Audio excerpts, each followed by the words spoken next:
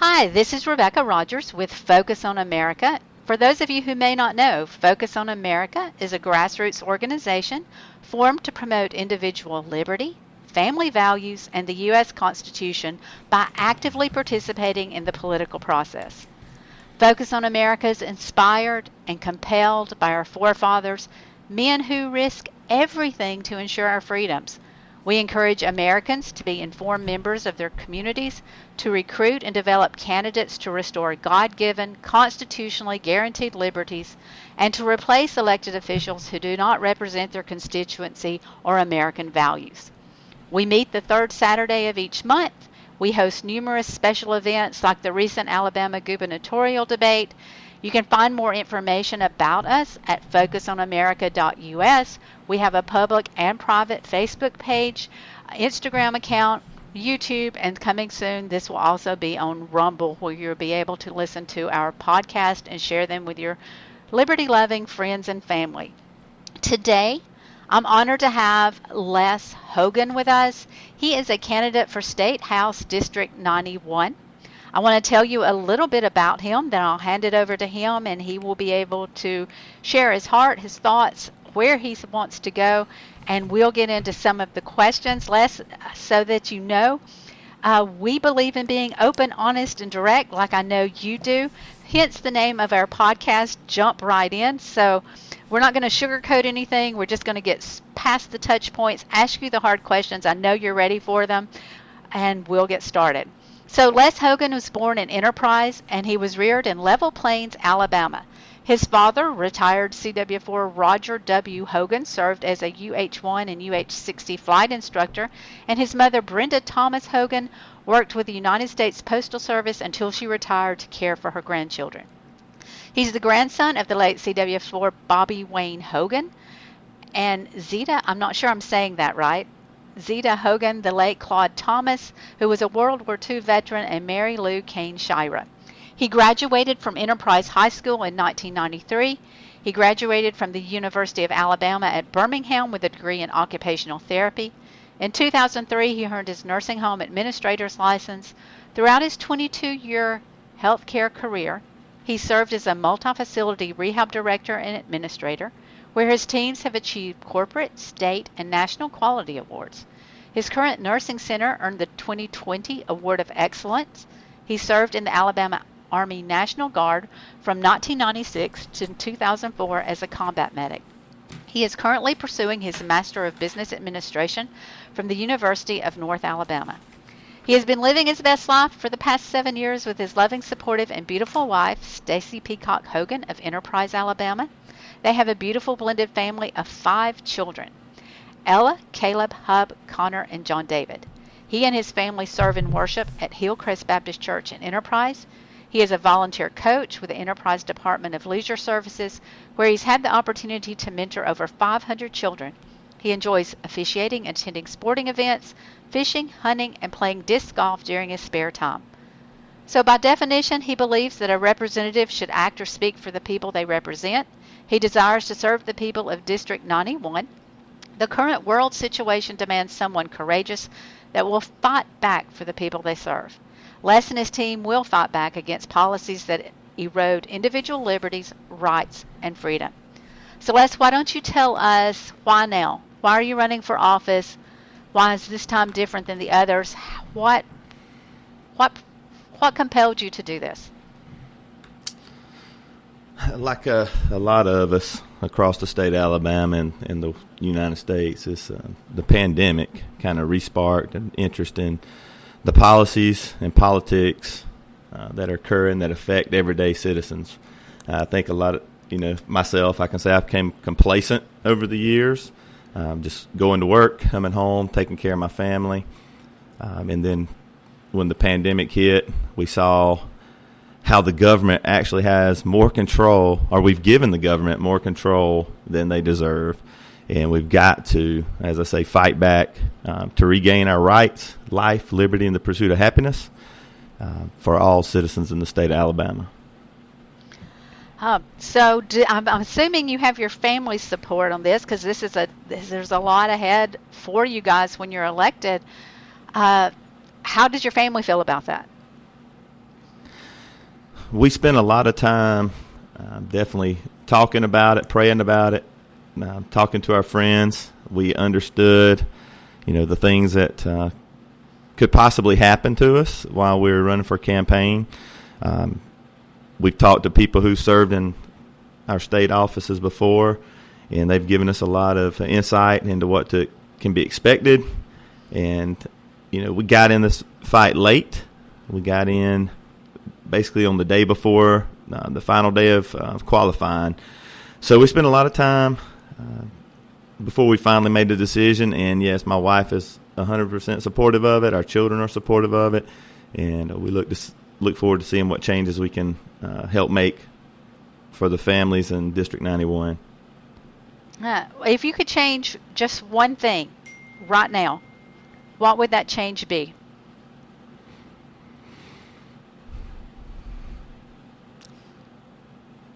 One thing right now would have to be just one thing. Wave a magic wand and change something. Immediately return the power back to the people. And I'll have to reference that to the mandates and how the governor and state health officer just, in no better term, led by dictatorship for the last 18 to 24 months. Oh, I fully agree. So, since you mentioned the state health officer, we'll just skip to that. Would you support limiting the powers of the state health officer? And if so, how would you recommend that be done? Yes is the answer to limiting the powers. Until the pandemic, who knew that the state health officer had so much power? And doing some research, it's my understanding that's just it's not even an appointed position by our government. It seems to be a private entity that runs itself, has no accountability to anyone but itself. And how can we do that? I guess we need to bring that, if we're going to have that position and that office, we need to bring that under state control. And speaking of accountability, do you feel there's enough accountability in Montgomery? And how would you hold yourself accountable to the people who have elected you, to your constituents? Okay, to answer that first, in Montgomery, no, I think that special interest groups lead the way. I think our elected representatives, including our own, will go wherever they're guided by leadership who is guided by special interest groups.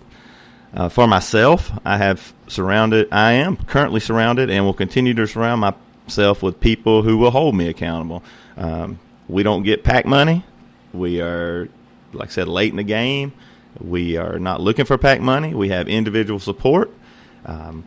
We talk to the people individually, and that's one thing I tell them is I covet your prayers, and if there's controversial things that are being debated and discussed at the state level that I need your accountability. I will seek your advice.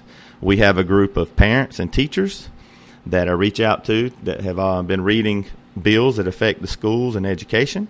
We have a group of men who are looking at bills that affect gun rights, Second Amendment, and we have another group of doctors that are being looking at the bills that were being discussed this past session over medical issues. So we've got a good core group of people. I would say about 50 to 100 people already set up that would hold me accountable because, as they said, we're supporting you. If you're not doing what we want you to do in 4 years, we'll replace you too. Well, that's always good to hear. We all need accountability. And, since you are a Christian, we know there are spiritual battles. And being placed in that position, you will have spiritual attacks because I know when I'm there and I'm working on things, I've told many people it feels like I ask and I covet their prayers, as you say, because I feel like I'm swimming in a den of snakes. How are you going to protect yourself from that spiritual battle? How are you going to guard yourself so that you don't become one of them? Rebecca, you said a mouthful there. That's it makes me sick to my stomach to see what our country is allowing to happen and how it's infiltrated into our state. I have currently 2 pastors that are praying over me and praying for me daily. My father is, he's my mentor spiritually. So he's another one that's praying for me. My wife is praying for us, and of course I'm praying for myself. But just having and surrounding myself by Christian men and women that will pray over me, again, hold me accountable, knowing that I can go to them, share what's happening, get advice. The scripture tells us, that in the counsel of many is good. You get wisdom from that. So that would be how I protect myself from what exactly you said. When I go up there and for lack of a better term, lobby for things for the individuals and for liberty, I feel the same way. I feel dirty. It is. It's disgusting. You just it's feel not a good slimy. feeling. Yeah, you feel slimy when you come out of there. So I want to make sure that our members know that, the best protection we can have is God's protection, and how potential candidates feel about that. So I'm thankful that you answer that open, honest, direct. And with that being said, you mentioned PACs. Do you think there should be a limit on PACs? I was going to ask you, had you received PAC money, but you've already answered that. But do you believe in either discontinuing PACs or limiting PAC donations? Because there has to be some ties when there's a PAC involved.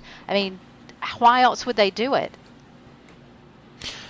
Yeah, some of the things that I've learned over the last 3 or 4 years is about the PAC money and why our legislators follow along with it. If somebody's paying your way, you're going to kind of do what they tell you to do. So as far as eliminating it, maybe not 100% eliminating, but limiting the amount that you can get.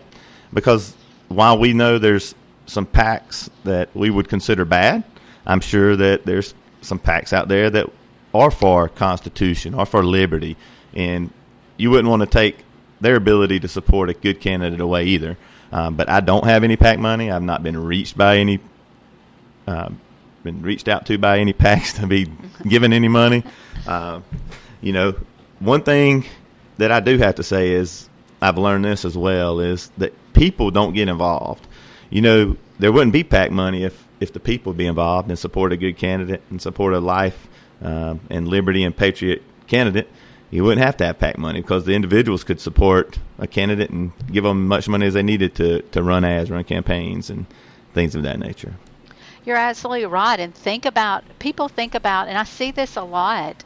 We have a lot of great volunteers and active members, but so many people are like, I don't have time, or I don't want to be inconvenienced. But if you look at what our forefathers gave up to put us in this position today, my grandfather gave me some really good advice. It was like, Rebecca, it's just as wrong to know you should do something and not do it as it is to do the wrong thing.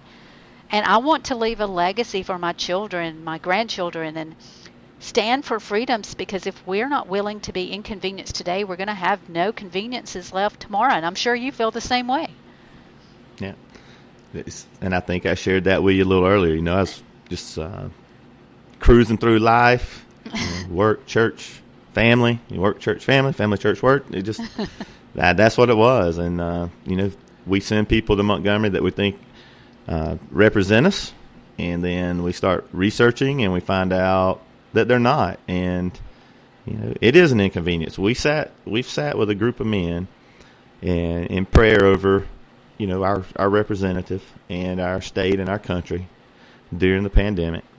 And, we started talking about, a candidate to run against them. And there was excuses all up and down the table, because it is an inconvenience.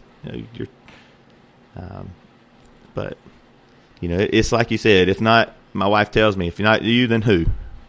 Absolutely. For just a time as this. If not this. now, then, there's a reason and time for everything. And we felt like that God was calling us to this point at this time, and we're hoping we're following the will that He has for us. And I do want to ask you, would you support the legislature making a law that would be allow the legislature to allow itself to call itself back into session? Yes, ma'am. To me, and I think that question may be coming from the pandemic when they were sent home. Is that where it's coming from? Maybe not. How But can I guess we didn't really think about it until we had that. And, Kay Ivey, the governor, is the only one that can call you back into a special session. However, Speaker McCutcheon or Lieutenant Governor Ainsworth, the Constitution allows them the ability to put into writing a request to call them back into special session to the governor. Neither one of them did that. And then our Governor Kay Ivey called them a bunch of turtles. She didn't need to consult with a bunch of turtles. So, I think it's important for the legislature to be able to call itself back into session so they can represent the people. So I just wanted to ask how you felt about that. I believe they should be able to do that. Another reason as a time as this to get involved is, we approached our current representative, my wife and I. We shared a lot of our concerns, and we had no voice.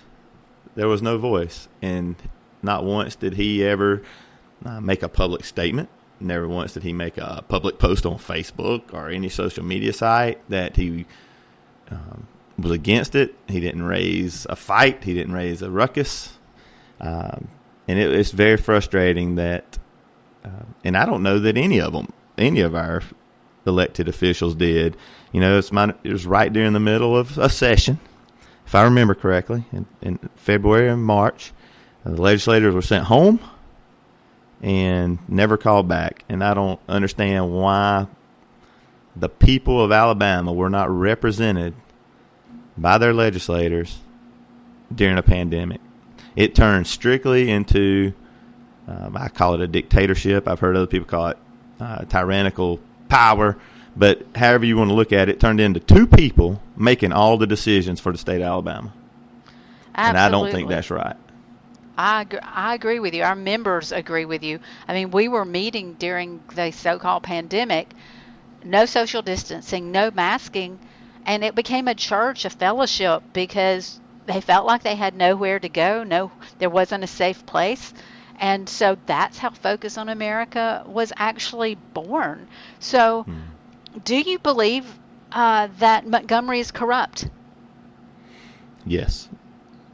And like we I spoke think we've about, I think we're in the top 5 nationwide, I believe, by some metrics in corruption. You're absolutely right, but yet everybody says Alabama's the most conservative. Well, I think we're conservative. We are not conservative. We're conservative on the surface. Yes. But when you start digging, we're the most, as you said, by that metrics, we are the top 5 corruption in the United States. Alabama. So it's time for people to wake up, get their head out of the sand, and elect people who are really going to stand for them and their children, and stand in the gap between those federal overreaching, and some of it's not even federal overreaching. Some of it's things that Montgomery, our elected officials, are allowing and are doing nothing, like you spoke about. So we're thankful for people who are patriots, who are actually running and putting that out there. With that, there's been lots of reports of establishment of the Good Old Boy Network in Montgomery. Do you also believe that is real, or do you think that maybe is exaggerated? No, that's real. That's real. We see that. And I want to back up just a second. When you mentioned that Alabama's is a conservative state, we think that. I think that. But when you start looking at your legislators, they are red and blue. They're in the purple category. One of the things that I've been just researching is our incumbent's voting record. So he sent out a mailer that he got some kind of certificate of conservative achievement through the CPAC, and I believe it's the American APUC. I don't remember exact initials they use for their how they give out their certificates.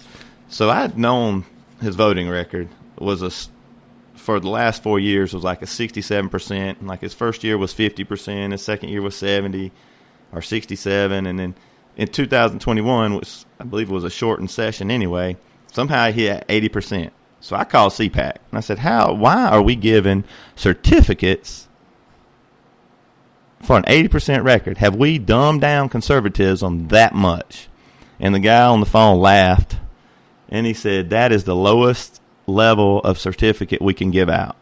And I said, well, why do you even recognize that? And he said, we're trying to get conservatives to vote conservatively. Huh. And my jaw dropped, and I was just completely embarrassed. You know, you gave my little bio, and it's kind of embarrassing to hear that.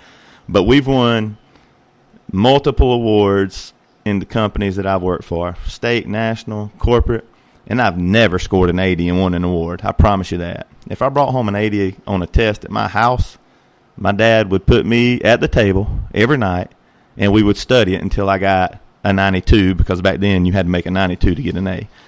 So why are we celebrating an 80? I'm sorry I had to go back there and say that, but I don't understand why we accept that as a conservative. Well, just for those who don't know, who is the incumbent in your race? The incumbent is Mr. Marcus in House District 91. Okay. Well, that's nice to know. So that his 80 was celebrated then, is what you're basically saying. He's advertising it that it's some great achievement, and saying that he's been nationally recognized by the CPAC organization that gives out the certificates for being a conservative voter. And I just don't understand that. I would encourage the voters in every district to find that out, because there are, I haven't looked at the 2022 standings yet, but at that time there was 6 to 8 Democrats that were more conservative in their voting than my current Republican legislator. Well, there were actually Democrats that voted against the gas tax when every Republican didn't. So, you know. And I think that may not have been hit on enough either. Let's go back to dictatorship and coercion. If the legislators that are currently in office now are telling the truth, they were called and told, or met with and told, that if they didn't vote for the gas tax, their district would not receive funding for any infrastructure projects. I have to count that as true because more than one legislator has told me that. So if that's true, you're penalizing people in a district that are still paying that tax because they didn't want it. How is that fair? Oh, absolutely. We've also heard that those people who did vote against it, they were told when they were doing their little interview, they were told that they wouldn't be allowed to have any bills passed, or their bills wouldn't get through, that they would be roadblocked if they didn't vote for the gas tax. So I have to especially, if that's true, I have to especially applaud those who took a stand against it, because they went against that establishment to do the right thing. That's just wrong. But how does that make you feel? That makes me feel terrible. I mean, it just makes me sick to my stomach. I get a little passionate about that. Sorry. But I'm with you. You know, I understand life's not fair. I'm not that naive, and I understand a lot of things about how things work. But this is the people of Alabama. You're punishing a person in a district who's still paying that tax, by the way, that they can't get any benefits just because they didn't support what you wanted. Well, I'm a leader of a facility of 150 some odd people. And you know what? I don't agree with all of them, and I know they don't agree with me. But I am not going to hold anything against them because they disagree with me. Well, when did it become? We just don't have to move forward for the best of our organization. Absolutely. And when did it become, I love my family, but I don't always agree with my family. But it still doesn't mean we don't move towards the same goals and desires. So, I mean, yes, ma'am. I get it. So let's go on. I know this is an important thing to you. It's important to our members. So we all know that Kay Ivey, the establishment in Montgomery, tells us that Common Core does not exist in Alabama. However, the most contradictory example is the passing of the Numeracy Act, which is costing taxpayers over $90 million, and it instructs teachers how to teach math. It's not even instructing our students. So, that's a great concern for parents, for our parents and our grandparents, for the betterment of Alabama. I mean, there were mask mandates, there critical race theory. It's also become social emotional learning. How do you feel about that? I despise all of it. And I think, and I may have misheard because sometimes I don't hear very well, but I think you said 9 million. It's like 92 million. Yeah, it's over 90 million. So, okay, let's go back to the platform of a Republican. It's not supposed to be big government, right? Have we just made a bigger government through the school board in the education system? We did.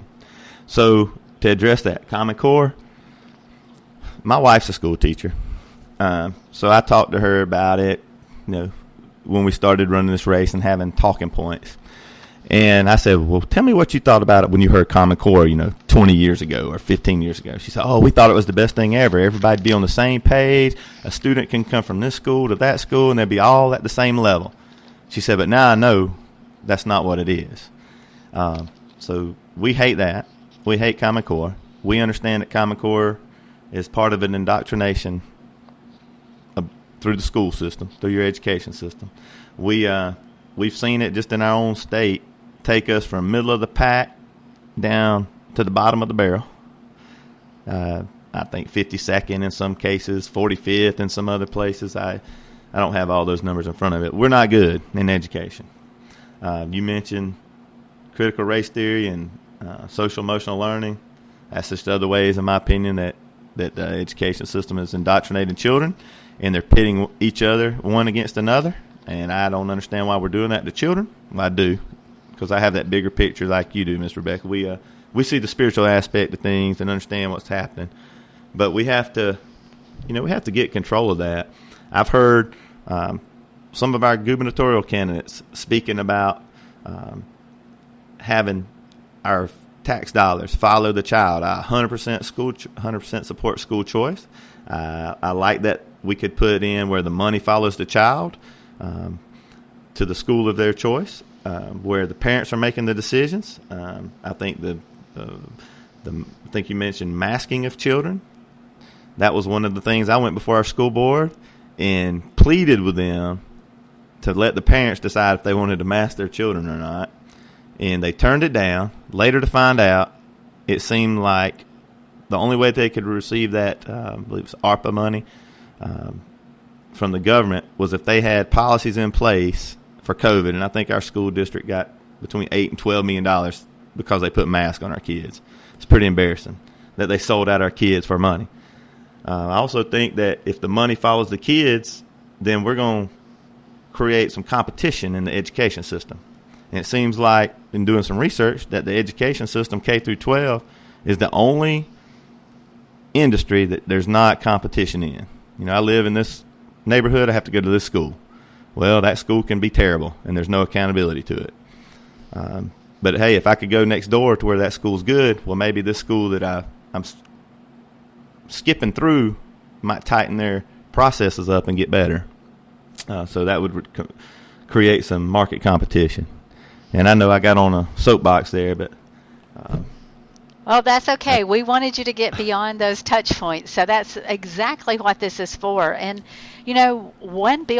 one of the few bills that actually got passed this session was HB 123, sponsored by House Leader Nathaniel Ledbetter. And what it did was it allows for mental health counselors in every school in Alabama.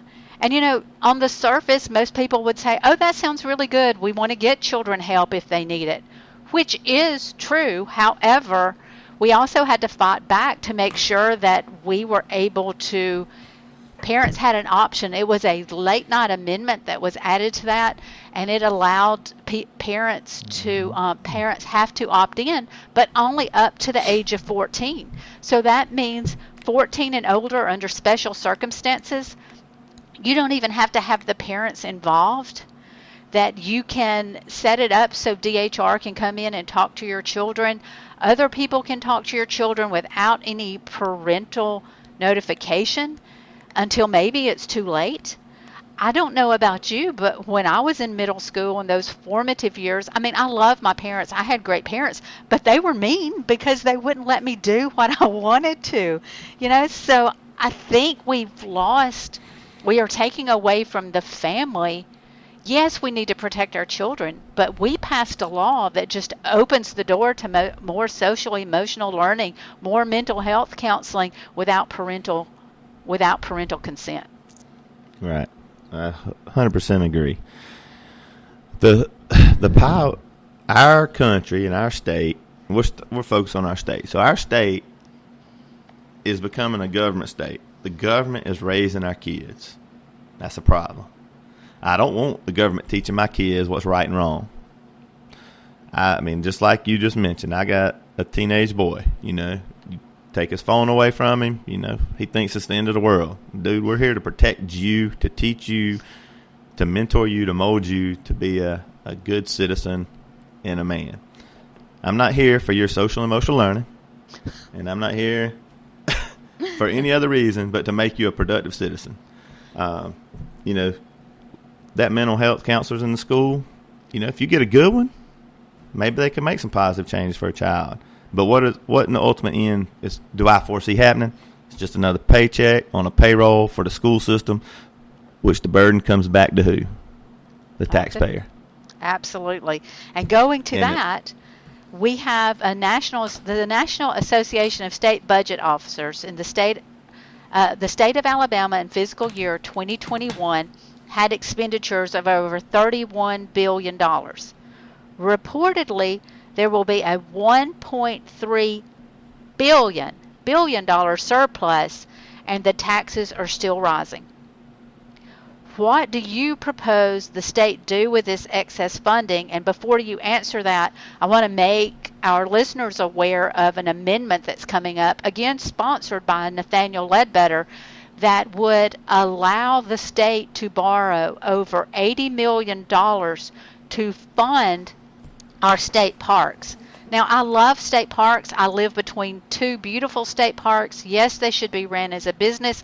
They are visitors, but we need free enterprise. And if we have a surplus, why are we borrowing money?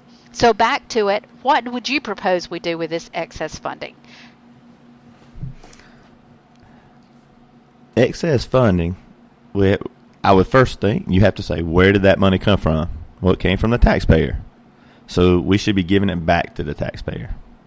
We shouldn't be creating increased government programs or spending it on government projects when it's the taxpayer's money. That's one of the things that they come back and say, we've got all this money. We've done a good job of balancing the budget for the last 12 to 16 years. Well, why my taxes keep going up? Why do we need a gas tax? Can y'all not put on paper and balance a budget? I have to balance my budget at home. Can we get people that can balance their budget at home to be elected officials so that they can balance this state budget? I believe the money goes back to the taxpayer. And I'm like you. I like my state parks. I don't live close to one, unfortunately. Well, I do. It's probably an hour and a half away, but it's not as close as you do. But maintaining those is fine. But it should be part of the budget. It shouldn't be an amendment where we're getting taxed more to take care of those. We should be able to balance our budget, especially when we're having surpluses. Okay, we're getting down to the end. I thank you for your patience. We're going to go to a lightning round of questions. It's going to be yes or no. And then I'll let you close it out. Tell us how people can find out about you, and we will go from there. So, are you in favor of a monopoly-run casinos in Alabama? No. Are you aware of the Montgomery pick list? I am not. Okay. for the listeners who do not know what the Montgomery Pig List is, GOP leadership has a list of candidates already chosen that they want to get behind and support. Now, that could be a good thing, that could be a bad thing, but one has to, given the corruption in Alabama, one has to question, why are they choosing specific candidates or incumbents over challengers in races, unless it is because they know they'll be in agreement with them. So that's the It's the only Montgomery Pig reason they would List. do that. That's the only reason they would do Absolutely. that. So do you believe the COVID-19 vaccine is beneficial? Is beneficial? Yes. Oh, no. Do you support bills like this session's SB 312 and HB 31? 100%. Yes. Would you support the removal of unconstitutional regulations and permits involving oil and gas exploration, production, and transportation? Yes, immediately. All right. Now, why don't you tell us, Les, I so much appreciate you taking the time. I know it's busy. It's just before primaries. You're out there hitting the streets, hitting the pavement. Thank you for taking that time and being gracious with your answers and explaining yourself to your constituents. Why don't you tell them where you're going to be, how they can find out more information about you, and what we can do, what they may be able to do to support you. All right. And yes, ma'am, I certainly thank you for having me on today. Jump right in with Focus on America. It's been a pleasure. We are running for Liberty and Patriot. For House District 91, you can reach us at leswhogan.com on the internet. We have a Facebook page. It's Hogan for House 91. And, of course, they have my phone numbers on there as well and email addresses, and you can reach us there. We have some materials, and we'll be around and about the Coffee County Republican headquarters, which is located in downtown Enterprise.